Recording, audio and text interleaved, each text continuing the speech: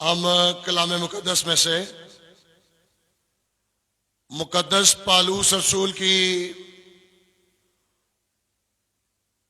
اسی گفتگو کا حصہ ہیں جو وہ غلطیوں کے لوگوں کو شریعت کے مقصد کے بارے میں سکھا رہا ہے۔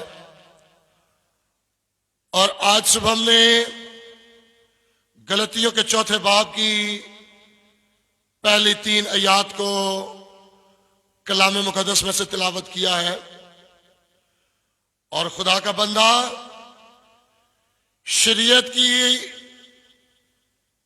اس بات کو کہ شریعت کا مقصد کیا ہے جاری رکھتے ہوئے یہ کہتا ہے، لیکن میں یہ کہتا ہوں کہ وارث جب تک بچہ ہے، اگرچہ وہ سب کا مالک ہے، اس میں اور غلام میں کچھ فرق نہیں۔ یہاں پر کسی خاص عمر کا استعمال نہیں کیا گیا کہ بتایا جا سکے کہ کب کوئی بڑا ہوتا ہے، یا کوئی ایسی تجویز یہاں پر پیش نہیں کی گئی، بلکہ کوئی ایسا شخص جسے ابھی تک شریعتی لحاظ سے بالغ ہونے کے طور پر تسلیم نہ کیا گیا ہو۔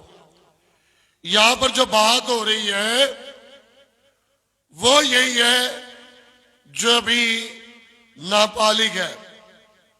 یہودیوں میں بھی اور غیر قوموں میں جو یہاں پر ٹرم یا اصطلاح غیر قوموں کے لیے ہے وہ یونانی ہے۔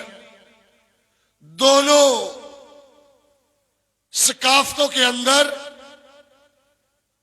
یقینی طور پر کسی بچے یا بچی کی بالغ ہونے کی ایک عمر ہے، اور جب قانونی طور پر وہ اپنی چیزوں کا مالک اور وارث بننے کا اہل ہوتا ہے۔ اور اگر ہم رومی تاریخ کا بھی مطالعہ کریں تو ان کا بھی رواج تھا، جس دن کوئی لڑکا یا لڑکی بڑا ہوتا تھا تو اسے کسی گیم میں گڑیا اپالو کو پیش کرتا تھا تاکہ یہ ظاہر کر سکے کہ انہوں نے اب بچگانہ زندگی جو ہے اس کو چھوڑ دی ہے۔ جو رومن کلچر تھا ان کے رسم و رواج میں بھی بیٹا مرد بننے کی کوئی خاص عمر نہیں لکھی، صرف اور صرف ایک باپ یہ اندازہ لگاتا تھا کہ اب یہ بچہ بڑا ہو گیا ہے، بالغ ہو گیا ہے، اب یہ بچہ تیار ہے۔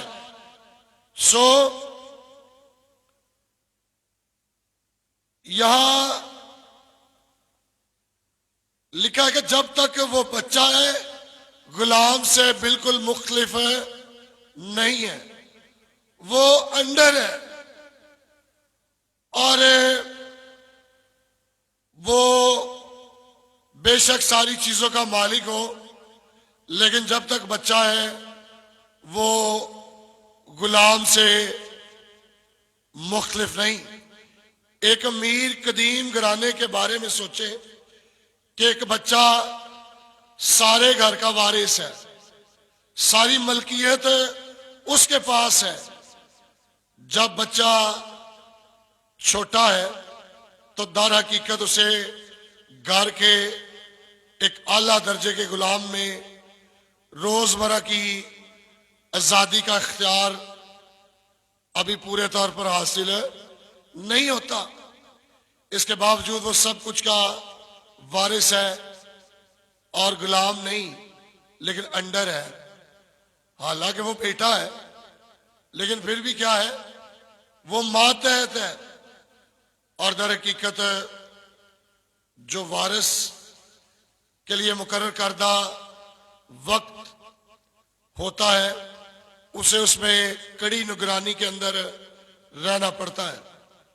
اور انبیاء پر پڑھتے ہیں چوتھے باب کی دوسری اور تیسری آیات میں، بلکہ جو میعاد باپ نے مقرر کی اس وقت تک سرپرستوں اور مختاروں کے اختیار میں رہتا ہے۔ اسی طرح ہم بھی جب بچے تھے تو دنیوی ابتدائی باتوں کے پابند ہو کر غلامی کی حالت میں رہے۔ مسیحیوں کے لیے بھی پالوس یہی بات کرتا ہے کہ جب تک وہ بچے تھے، بالغ نہیں ہوئے تھے، وہ دنیوی ابتدائی باتوں کے پابند ہو کر غلامی میں زندگی گزار رہے تھے۔ تو اسی بات کا اس نے آغاز کیا۔ بے شک کوئی وارث بھی ہوتا ہے، لیکن جب تک وہ بچہ ہوتا ہے تب تک وہ اپنے مختاروں اور باپ کے مقرر کردہ وقت کے اندر ان کا متحد ہوتا ہے، نگرانی میں رہتا ہے۔ اور میرے عزیزوں، یہاں پر اب ہمیں اپنی روحانی حالت کا موازنہ کرنا ہے۔ ہم مسیح یسوع میں ایمان کے ذریعہ سے خدا کے بیٹے ہیں۔ اگر آپ غلطیوں تیسرے باب کی 26ویں آیت پڑھیں تو جب ہم مسیح پر ایمان لاتے ہیں تو ہم خدا کے فرزند بن جاتے ہیں۔ لکھا کیونکہ تم سب اس ایمان کے وسیلہ سے جو مسیح یسوع میں ہے خدا کے فرزند ہو، اور ہم وعدے کے بھی وارث ہیں۔ کیا پڑھا ہم نے 29ویں آیت میں تیسرے باب کی؟ کل کے دن ہم نے پڑھا تھا، وہ لکھا ہے اور اگر تم مسیح کے ہو تو ابراہام کی نسل اور وعدے کے مطابق وارث بھی ہو۔ مسیحی لوگ یسوع مسیح پر ایمان لانے کے وسیلہ سے جو ہے وہ خدا کے فرزند ہیں۔ اگر وہ مسیح کے تو روحانی طور پر ابراہام کی نسل کے لوگ ہیں اور وعدے کے بھی وارث ہیں۔ لیکن اس وقت کیا تھا؟ شریعت اس وقت ہماری نگہبانی کرتی تھی۔ اگر آپ پڑھیں غلطیوں تیسرے باب کی 24ویں اور 25ویں دو یاد، کیا کرتی تھی؟ اس سے پہلے، ایمان سے پہلے شریعت ہماری کیا تھی؟ نگہبانی ہمیں سکھاتی تھی۔ لکھا 24ویں آیت میں، پس شریعت مسیح تک پہنچانے کو ہمارا استاد بنی تاکہ ہم ایمان کے سبب سے راست باز ٹھہریں، مگر جب ایمان آ چکا تو ہم استاد کے متحد نہ رہے۔ ہم کس کے انڈر تھے جی؟ شریعت کے۔ لیکن جب ایمان آ گیا تو ہم شریعت کے متحد نہ رہے۔ شریعت مسیح تک پہنچانے میں ہماری استاد بنی، لہذا ہم جب بچے تھے تو ہماری نگرانی ہوتی تھی۔ ہماری بدعنوانیوں اور گناہ کی فطرت کے بارے میں شریعت ہمیں بتاتی تھی، اور ہم شریعت کے غلام تھے، ہم بچے تھے۔ لیکن دنیوی باتیں بڑی دلچسپ، یہاں پر جو بات کی ہے اس نے دنیوی ابتدائی باتوں کے پابند ہو کر غلامی کی حالت میں رہے۔ چوتھے باب کی 30 آیت میں ہم نے پڑھا ہے۔ اور دنیوی باتوں کے لیے یونانی لفظ سٹیوشن یہاں پر استعمال ہوا ہے۔ جیسے کوئی فوجیوں کی فائل ہوتی ہے اور وہ فائل آغاز میں بھیجی جاتی ہے جس بھی جگہ پر اس کو مقرر کیا جاتا ہے، اس کا مطلب ABC بھی ہے، یعنی شروع کی فائل، شروع کی باتیں۔ اور میرے عزیزو، خاص ابتدائی باتوں میں ہم اگر کوئی بات شامل کرنا چاہیں تو دنیا کی ثقافتی چیزیں بھی ہیں جو مسیحیت میں ابتدائی طور پر شامل تھی، جس میں جھوٹی تعلیم ان بنیادی اصولوں کے مطابق ہے، نہ کہ یسوع مسیح کے مطابق۔ اگر آپ میرے ساتھ پڑھیں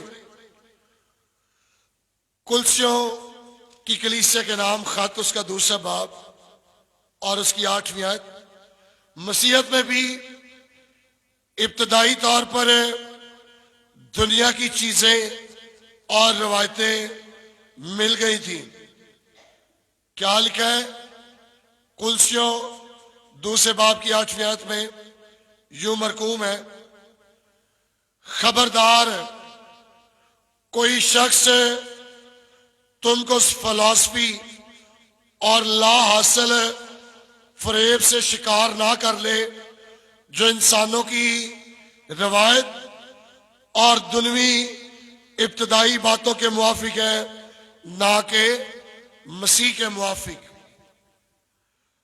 جب کلسیوں کی کلیسیا میں بھی یسوع مسیح کی الوہیت کے بارے میں جھوٹی تعلیم دی جانے لگی تھی، تو پولس نے تب بھی خدا کے الہام کو لکھ کر کلسیوں کے لوگوں کو بھیجا تھا کہ وہ دنوی ابتدائی باتوں کے موافق نہ بنے، وہ انسانوں کی روایتوں کے مطابق نہ بنے، یا انسانوں کی جو فلسفیز ہیں ان کے مطابق نہ بنے، بلکہ اگر آپ مسیح کے ہیں تو آپ کس کے مطابق بنے؟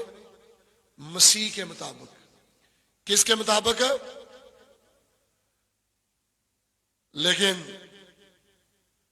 جس دنیا میں ہم رہتے ہیں، ہمیں ان میں بڑی روایتیں اور فلسفیز کو فالو کرنا پڑتا ہے، اور جو لوگ بائبل کی اور مسیح کی تعلیم میں بالغ نہیں ہوئے، ان میں بہت سارے عام مسیحی بھی ہیں اور بہت سارے استاد بھی ہیں جو دنیا کے کلچر، روایتوں اور باتوں کے پیچھے لگا کر لوگوں کو خوش کرتے ہیں۔ اور میں اپنے بہت سارے عام خدمت بزرگ ساتھیوں سے واقف ہوں جو بہت بڑی بڑی جماعتوں میں پرانی باتیں کر کے دنیاوی لحاظ سے لوگوں کو خوش کرنے کی باتیں کرتے ہیں، لیکن یاد رکھیے ہمیں دنوی ابتدائی باتوں اور جھوٹی تعلیمات اور روایتوں کے ذریعہ سے خداوند کے کلام کو باطل نہیں کرنا۔ ہمیں بالغ ہونے کے بعد بھی مسیح کی باتوں کے موافق جو ہے وہ چلنے کی ضرورت ہے، نہ کہ بالغ ہو کر ہم مسیح کی باتوں کو رد کریں، مسیح کے موافق نہ بنے، بلکہ روایتوں اور دنوی ابتدائی باتوں کے موافق بنے۔ تو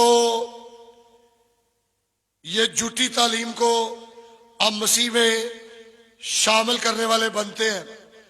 اگر آپ کلسیوں ہی اس کے دوسرے باب کی 20ویں آیت پڑھیں، آخر میں ایک آیت پڑھنا چاہتا ہوں۔ لکھا ہے، جب تم مسیح کے ساتھ دنوی ابتدائی باتوں کی طرف سے مر گئے تو پھر ان کی مانند جو دنیا میں زندگی گزارتے ہیں انسانی حکام اور تعلیم کے موافق ایسے قاعدوں کے کیوں پابند ہوتے ہو؟ میرے عزیزو، پولس نہ صرف غلطیوں کے لوگوں کو بلکہ کلسیوں کے لوگوں کو بھی یہ بات سکھاتا ہے کہ تم مسیح کے ساتھ دنیا کی ابتدائی باتوں میں مر گئے ہو، تو پھر ان کی مانند جو دنیا میں زندگی گزارتے ہیں، انسانی حکام اور تعلیم کے موافق ایسے قیدوں کے کیوں پابند ہوتے ہو؟ آج بھی کئی لوگ کلیسیا کو جو ہے وہ حق کا ستون کہہ کر بائبل مقدس سے ہٹ کر نئے اصول و ضوابط بنا لیتے ہیں۔ وہ کہتے ہیں جی کلیسیا کے بزرگوں کو اختیار ہے۔ کوئی اختیار نہیں کسی کو بھی کہ خدا کے کلام اور مسیح کی تعلیم میں ترمیم یا رد و بدل کر سکے، اور وہ کلیسیا میں انہیں قانون بنا کر، کلیسیا میں انہیں کیٹیکیزم بنا کر جو ہے وہ کلیسیا پر لاگو کرنے کی کوشش کرے۔ کلیسیا حق کا ستون اس ضمن میں ہے کہ وہ کلام مقدس کی فرمان برداری کرے۔ کلیسیا اور کلیسیا کے بزرگ یہ اختیار نہیں رکھتے کہ وہ بائبل میں کسی تعلیم کو رد کر کے اس میں ترمیم کرنے کی کوشش کرے۔ سو ہم انسانی حکام اور ان کی تعلیم کے موافق ان کے قیدوں کے پابند نہ بنے۔ جب ہم بچے تھے تو ہم شریعت کے پابند رہے، لیکن اب مسیح کا ایمان آ گیا ہے۔ اب ہمیں پتہ ہے شریعت کا مقصد کیا تھا اور فضل میں انجیل کا مقصد کیا ہے۔ سو ہمیں مسیح کے موافق بننا ہے، ہمیں مسیح کی تعلیم پر قائم ہونا ہے، ہمیں کلام کے فرما بردار ہونا ہے۔ خدا ہمیں ایسا بننے کا فضل اور توفیق بخشے، آمین۔